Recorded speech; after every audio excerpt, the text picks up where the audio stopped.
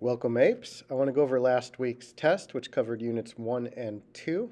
You can see that overall, as a group, we had a 78% average, pretty standard bell curve, and then a couple people straggling down below passing. We see on our first example here a question that was missed by many, multiple interacting species that live in the same area. That is called a community. A population would be a single species, and it's not an ecosystem because an ecosystem includes both biotic, which would be the species, but also abiotic factors.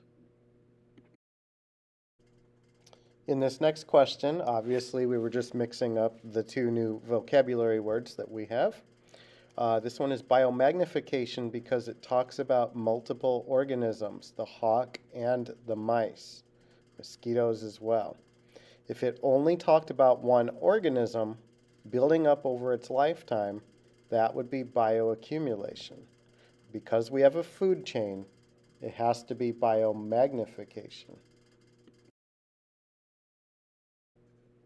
Another example where we have mixed up two terms. The majority knew that this was fundamental. Remember, a fundamental niche must always be bigger. And if you do not have competition, you will reach that maximum potential of your species.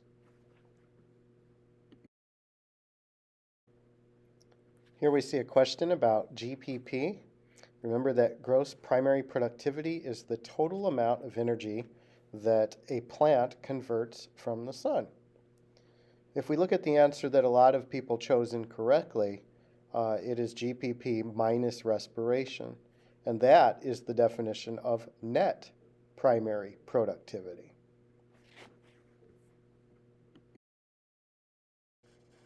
This question addresses a similar idea. We see at the very end of the question, what is the total amount of energy transferred during photosynthesis? So it is asking you to solve for GPP. We would have to add NPP plus respiration.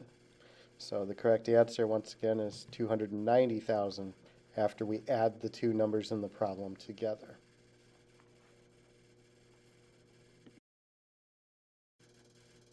This question is asking about the 10% rule. Remember that efficiency is the second law of thermodynamics, so that loss of energy applies.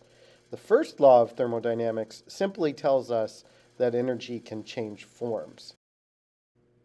This question is one that I thought a lot of people would miss, and I was right. It's a question that really, if you read it carefully, should have been quite easy. But the key word in this was climax. So in terms of biomass, the most dominant climax species. Remember, in succession, the climax is the ending. And because the sweet gums die out early on in succession, the most dominant is the white oak tree at the very end. This diagram is showing us that once a habitat becomes fragmented, that each of the sections will most likely suffer in terms of biodiversity as well. It looks like a lot of people chose that there would be an increase in genetic diversity of native species. And the problem here is that any type of habitat loss is going to decrease any sort of genetic diversity. So the best answer here is that specialists would be most at risk because they can't adapt to the smaller available habitats and niches. I'm hoping that the reason people missed this question was just because we haven't covered it in quite a while. This is obviously about the nitrogen cycle and how does nitrogen gas get back into the air. Remember, the atmosphere is the sink.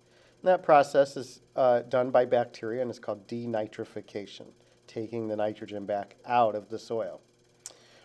People chose assimilation. That means that nitrogen is being put into the plant.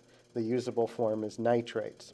And leaching is the idea that nitrogen gets in our water as a result of runoff from farms and fertilizer. And that, remember, leads to eutrophication, which is bad.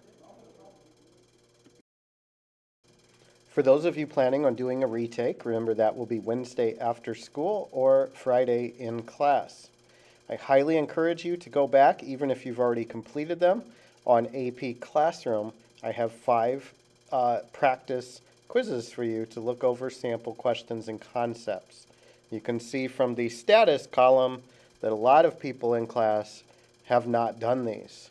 It definitely is to your advantage to practice as many AP questions as possible. Enjoy the rest of your e-learning day, and I'll see you back in class.